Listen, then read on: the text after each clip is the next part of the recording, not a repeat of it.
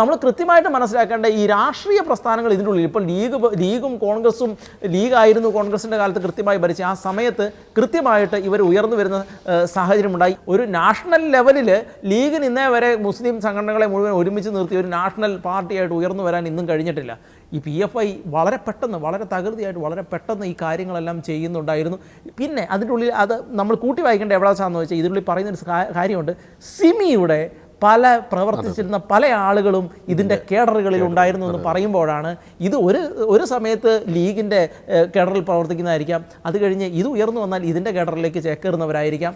അങ്ങനെ ഇതിൻ്റെ അണ്ടറിൽ നമ്മൾ അങ്ങനെ ആരെയും മാറ്റി നിർത്തേണ്ട ആവശ്യമില്ല. എനിക്ക് തോന്നുന്നത് ഇങ്ങനെയുള്ള ഈ ഒരു കാര്യത്തിൽ എല്ലാവരും ഒരുമിച്ച് നിൽക്കുന്നു എന്നുള്ള ഒരു വസ്തുതയാണ്. കാരണം അത് ഇവിടെ മാത്രമല്ല, ഇൻ്റർനാഷണലായിട്ട് ഈ പൊളിറ്റിക്കൽ ഇസ്ലാമിനെ പഠിക്കുമ്പോൾ കൃത്യമായിട്ട് നമുക്ക് മനസ്സിലാക്കാവുന്ന കാര്യം പലപ്പോഴും പലരും സെക്കുലറായിട്ടായിരിക്കും നിൽക്കുന്നത്.